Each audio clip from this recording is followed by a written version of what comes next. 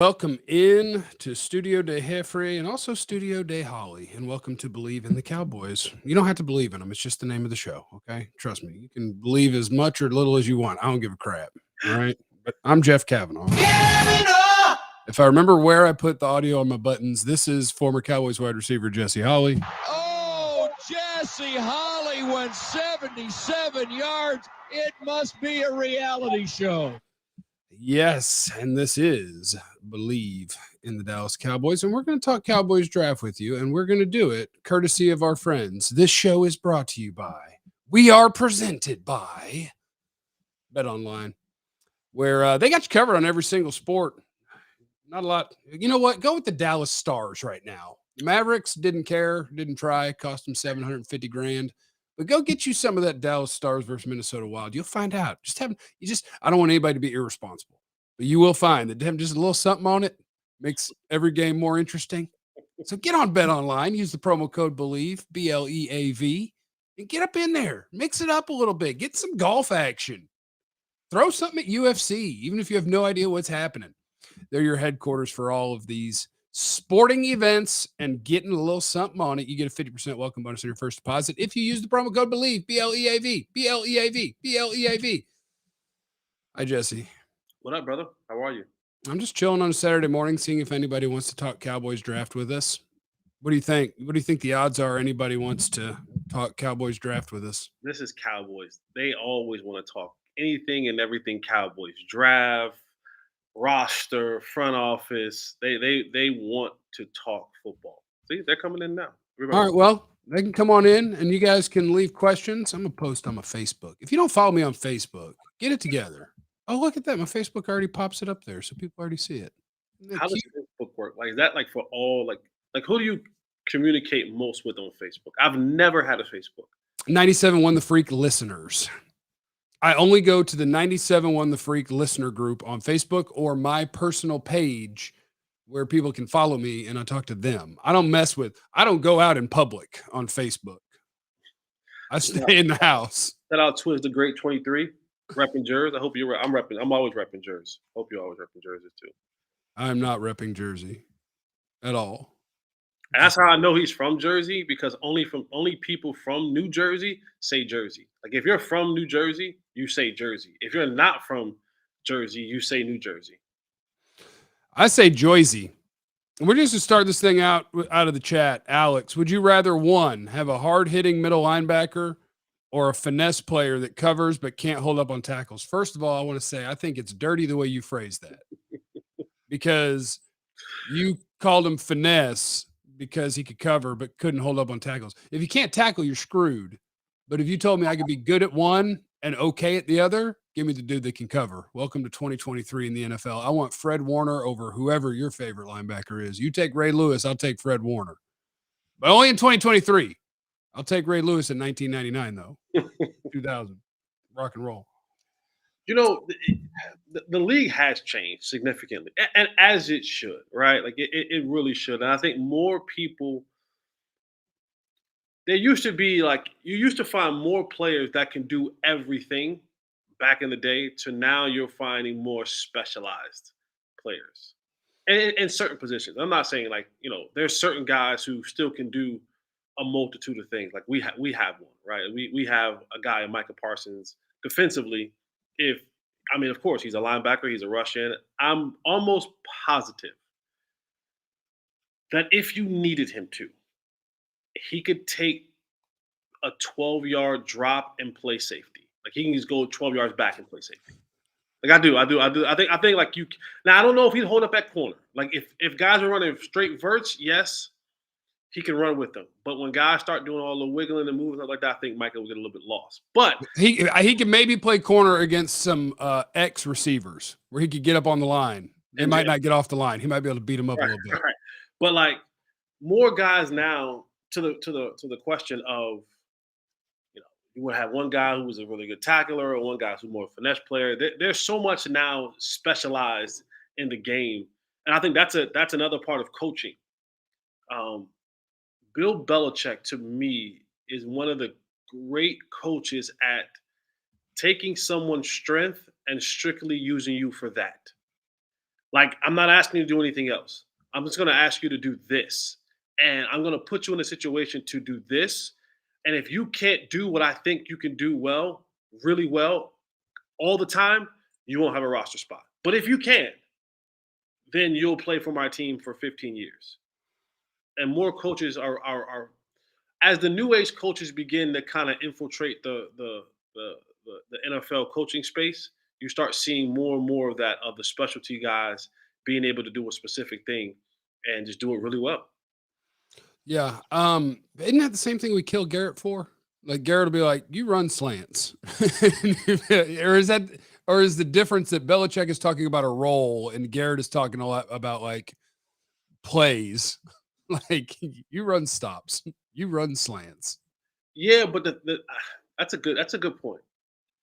That's a good Because he was the same way, right? It was like, "No, this is what I Yeah. put you in this box. This is what you do." Right. No. Garrett was a box. Like he was, but he just didn't do it well. Like he just didn't do it really. You know what I'm saying? Like he just didn't do it well enough to have consistent success. Yeah. I think sometimes the guys that he put in the box shouldn't have been in that box. Yeah. Yeah. He was taking a dude who could do more and be like, "No." And then the other team knew what you were going to ask him to do. Right. They're like, oh, okay. Well, if you're only going to put this really small, fast guy with colorful hair in to run jet sweeps, then every time he gets in, we're going to play the jet sweep. Okay. I just hope he got his dogs back. No, those dogs are gone. Those dogs. Oh, okay. No, Because I think I know who we're talking about. yes. How serious are the Cowboys into trading for Derrick Henry? None. What's up, fellas? Offensive line wouldn't make me mad. You know what? Offensive line, I keep coming back to is the one thing where I just don't think. I'm going to go to a question from the people, where I got a question from the people on the Twitter, where Jesse, I was asked, is there really a position we absolutely have to draft this year, or do you think it's true best player available draft? And man, there's really not. I don't think there's anything you have to do other than I don't love that outside of your top 5 offensive linemen, we're talking about Chuma Edoga, Matt Farniok, Matt Waletzko, Alex Taylor as your other offensive linemen. I do think you have to draft an offensive lineman. It doesn't mean you have to draft a starter.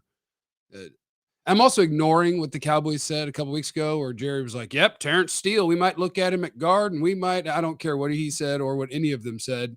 I don't believe them, because if you don't add anybody, there's no chance you're going to line up with no one at left guard and have or I guess you could line up with Steele at left guard, but Tyron and I just don't think that's your best offensive line. Whatever. They have 5 dudes. They have 5. 5 offensive linemen is not enough. That's the only thing I think they have to do, but it doesn't mean you have to do it in the first round. Am I missing anything? Is there anything else they have to do? No, I don't think they have to do anything, but I agree with you 100%. There needs to be a serious move towards, and not just a roster offensive lineman, like an actual playing offensive lineman, like, because you're one injury away from finding yourself in a situation where the thing about the Cowboys, that musical chairs thing. Like when one guy goes down, you start moving all these other guys around. It just kills. And I know, like, it's like the token word, the continuity. It kills the continuity of that offensive line. And if you're not able to have consistent blocking, I think I told you this on my show, Hanging with the Boys during the week on Dallas Cowboys.com. It's those things that happen in a game. It's not blatant. It doesn't happen every single time. But what ends up happening is on a key third down where you don't have the right left guard in there, he gets pushed back in the pocket and the ball sail high. Now you got to punt. It doesn't. Or in another situation where they missed on the tackle in stunt, and now it's a guy in the pocket and the throws off, or he's sacked, or it's a tackle for loss. And it's all those small things that happen throughout the course of the game that may not have a sack or a sack fumble or anything like that, a significant loss that just at times can be a worrisome kind of wart that hampers your offense. And we all know for this particular quarterback, he likes to be in the pocket. He likes to step up in the middle of that pocket and deliver the ball down the football field. So if you're not securing that, then I think you're doing your quarterback in this offense a disservice. I do think we're probably destined for Tyler Smith, last year's first round pick, to be ready to play the yo-yo again, where they can say he's going to be the left tackle, but then when somebody gets hurt, it's going to be like, okay, now what? And he's probably going to be the one that'll be moving around. It's just Tyron Smith. It's just Tyron Smith, right? Everybody else, well, people get hurt. Other offensive linemen will miss a game too. But I am not okay going into a season and saying, yep, Tyron Smith is, first of all, he shouldn't be your starting right tackle. That's the dumbest thing ever. He's our starting right tackle, and he's going to play 17 of these bad boys. And I'm like, cool. When he gets hurt, what are we doing? Well, then we're going to pull Terrence Steele out of left guard. We're going to put him at right tackle. We're going to pull Tyler Smith from left tackle. We're going to put him at left guard, and we're going to I don't have a left tackle. We're going to put in, maybe we'll put Chuma Idoga at left guard, and we're going to have to find a guy. And that's why I actually do have I have a somewhat favorite for the Cowboys in this draft, because whereas somebody asked in the chat over here about offensive line and is there an offensive line or a defensive tackle guy you want at 26? I'm going to give you a guy for offensive line at 26. And it's the only guy that plays offensive line that I want at 26. The only guy. And it's Darnell Wright at Tennessee. He played right tackle for them. He may get drafted before the Cowboys pick to play right tackle for somebody else. But I'm going to draft him, and I'm going to put his 330-pound road grade ass at left guard. That's what I'm going to do. Because the guys who actually played guard in college, I like them. There's a dude, Osiris Torrance at Florida, Steve Avila at TCU, no problem. But 26 is a little early. But I'll take Darnell Wright, and I'll put that big boy right there at left guard, and he has tackle experience. So now I got 6 guys. And when Tyron gets hurt, we're like, okay, what do we want to do instead of which guy that shouldn't be in the league is coming in? It's more a matter of what do we want to do? And I like that. Does Jesse Holley play volleyball? I'm an athlete. I play everything. Somebody did say you play pickleball. I'm an athlete. I play everything. You want to get on a team? Volleyball? Yeah. I don't know if I can commit to every game, but sure. I play 3 nights a week. I'm in 3 leagues. I'm not playing 3 nights a week. No, there are 3 different teams. Oh, nobody plays 3 nights a week but me. You know what? I have to always caution anytime I get involved with anything with you athletically, because I still remember you asking me to come out to play a flag football game, and you're like, yeah, man, just going to play 1 or 2 games. And we ended up playing You didn't have to play them all. It was a tournament. We were in the championship. Yes, we played a lot of games. He was like, yeah, just going to play a couple games. 11 games later, I was like, I'm like, Jeff, what is going on? He's like, no, we got one more. Yeah, we threw Jesse a jump ball to win the tournament, and they don't throw flags out there. Some dude just fully wrapped him up, full bear hug. Yeah, that was a 2-point conversion to win the game, and they were like, nope, no flag. I'm like, okay, well, we'll just go home then. Yeah, that was fun. But my ankles and knees and back hurt for a week or 2 later. It was I've never played 11 games in a row. The flag world is different. Let's see here from Peoples. If you want to draft guard, this is from Wingspan Whisperer. Oh, that's a draft guy. If you want to draft guard in the first round, should you trade down to do it? I just answered that, I guess, because my answer would be yes, except for one player. When should the Cowboys draft a tight end? What round? My answer, first 2 or 3 rounds, or not at all, because you got guys. The only reason you're drafting a tight end is if you think they're going to be better than at least 2/3 of your room, I think. So let's ask the question, because I, for one, have been someone who says that I want a flexi sexy in the early picks. But have we completely dismissed what Hendershot and Ferg? Have we just dismissed those 2 guys? Have we just said those 2 guys are just and not really players? Or should we bring someone in and make those guys kind of challenge those guys to kind of be something on the roster? I haven't dismissed them, but I think that a lot of fans overrate them or are more comfortable with the idea that, well, Dalton Schultz wasn't any good. He caught a bunch of passes, but he wasn't any good because Jake Ferguson caught some passes with clean air in front of him and ran fast or ran okay. I think you could go into the season, you could play this football season with Ferguson, Hendershot, McEwen. You could do it. But I don't think anybody in the NFL is going to go into a game against the Cowboys worrying about your tight ends at all. They'd be like, oh, yeah, they got guys that play tight end. I think if you have the opportunity to upgrade the room, I'll upgrade the room, but I don't want to just throw another guy in there. So if you wanted your flexy, the flex sex is Dalton Kincaid would be him, the Utah tight end. There's some other guys too. I'll tell you what, you probably like Sam Laporta out of Iowa because you want your guys to run routes and be open and run faster. But it's a uniquely good tight end class, which then leads me to talking about drafting tight ends in the first round, which is usually a stupid idea. So basically what I'm saying is it's kind of a bad draft class. It's very unique. It's not a good receiver class. It's a really good tight end class. It's not a good interior offensive line class. It's a good tackle class. I don't know. It's different. It's different. Jeff, where would Ferguson and Pendershot rank in this year's draft? Like 8th to 10th best tight ends?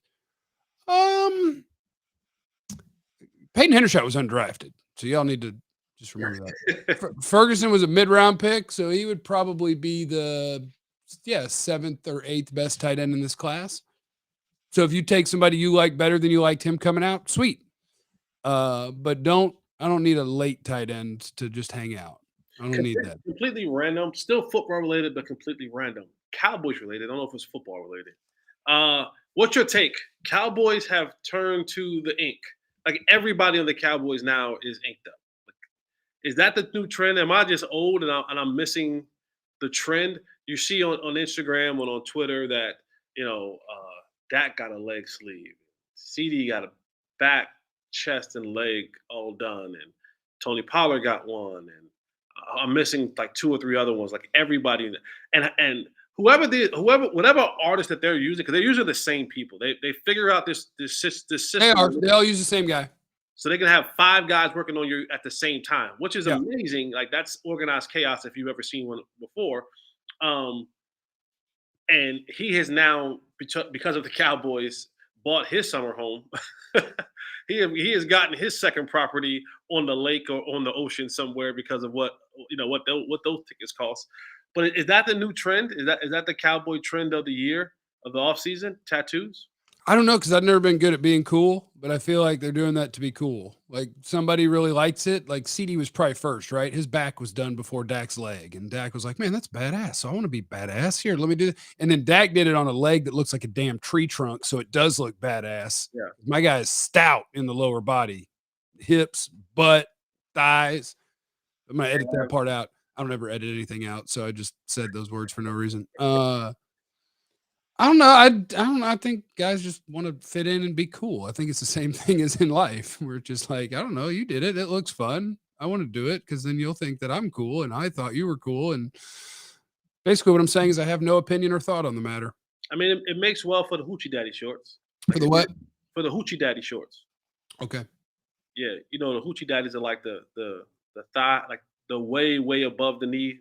Oh, the 5-inch inseam? Yeah. I just ordered my swim trunks. They have 6-inch inseams. I can't go all the way up, but I went most of the way up. But I've been riding my Peloton and doing my yoga sculpt. So I'm a long, awkward-legged looking dude with a right leg that doesn't straighten all the way, but I am doing some squats and some lunges, try to get some quads. So you got to be next on the docket. I won't get a tattoo. Do you have any tattoos? No. No? No. If I ever got one, it would go one of 2 directions. I would have to have something that I cared so much about that it was like, cool, put that on my body forever. Or I would get a duck riding a sailboat on my nipple. Like it would either be the dumbest idea ever or it would mean something. And I don't know which one's more likely, but I just have no interest. I have no interest because I do. Somebody's ingrained it in me as a child. Like one day I'm going to be 74 and it's going to be like, why is your entire chest drawn on and drooping and looking stupid? Because I'm not going to be in shape at 74. Yeah, but you can just say, hey, back when I was 35, though, when I was 39, what a life. You hear me? Yeah. What a life I lived. That was some good stuff right there. I was so cool. Let's see. Who do you trade up for? Always see scenarios about trading down. How far are you willing to go up and get a player? I ain't going up for anybody, damn near. Jalen Carter. Let Jalen Carter fall, and I promise I'll go get him. Maybe one of the top 3 corners. I think there's 3 corners that are clearly the top ones in the draft. Christian Gonzalez, Devin Witherspoon. It's Oregon and Illinois. And then Joey Porter Jr., Penn State. Get Joey Porter Jr. to like number 23. Tell me I can get there for a 4th round pick. I go get him. I don't like trading up. Trading up is evil. What is your take on pedigree? I'm a big fan of pedigree. Like I'm a big fan. Like Joey Porter Jr. We all know his dad. Joey Porter, the linebacker, long time Pittsburgh Steelers linebacker, was a tough SOB. As tough as they come. He'd been retired for 5 years, was still posting videos of pulling trucks. Yeah, it's just he and Debo, James Harrison, they just are way too strong for way too long. But like, what is your take on pedigree, right? Because like you got guys like Patrick Surtain, you got guys like Asante Samuel, Jr. I mean, and the list goes on and on and on. There's other players in this league and offensive linemen. But is there a way that you feel? Because I always feel like, man, there's not only their genetic advantage, but there's also the mental advantage to me when you got guys whose dad played in that league, that specific sport for a long time. Like you've been around it for a long time, so you kind of see things differently. Well, let's take the 2 names you just said. Patrick Surtain, how's he doing? Pretty good. Pretty good. Asante Samuel Jr., how's he doing? Pretty good. It's pretty good.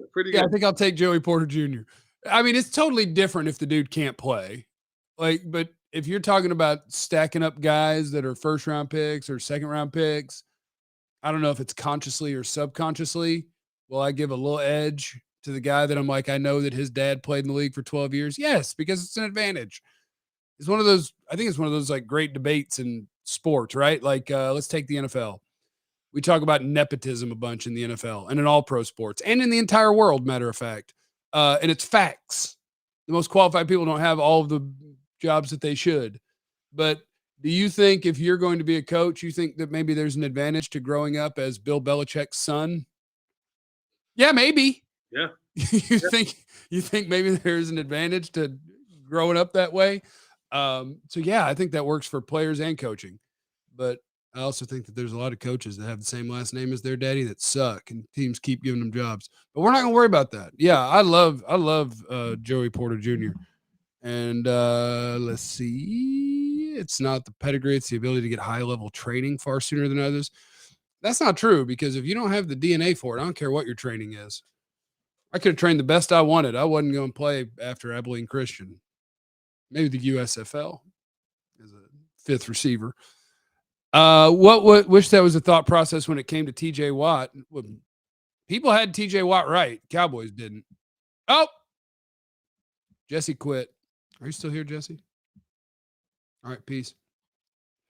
Hi, Fresh. My buddy Fresh on Facebook watching. Maybe I'll rattle through some more questions, or maybe I'll just get the hell out of here. QB in what round of the Cowboys from Danny? I would say if you want to pick a quarterback, if you wanted to pick, if like Hendon Hooker was available in the 2nd round, sure.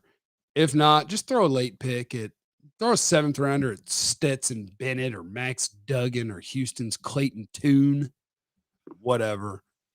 Hey, Jesse. I'm back. Dude, I seamlessly broadcasted my ass off while you were gone. 30 seconds. I love it. Also, I think I'm about done here. You good? Yeah, I'm good. Yeah, let's just get the hell out of here. What about that? Let's just do that. Yeah. It just You want to see the pup? You want to see the pup? Your pup ain't a pup no more unless you got a new pup. Yeah. Your pup is a monster. Come on. Oh, he don't want to. Golly. Jesse, your dog needs cardio. Hey, buddy. Jesse, take your dog for a walk. That dog needs cardio. No, it doesn't. This dog is perfect. He's thick. Thick. He's thick with 2 C's. Hey, this has been presented to you by Bet Online. Remember, you have no idea what anybody's going through. Be cool to everyone. We love you. Bye forever. Eliminate the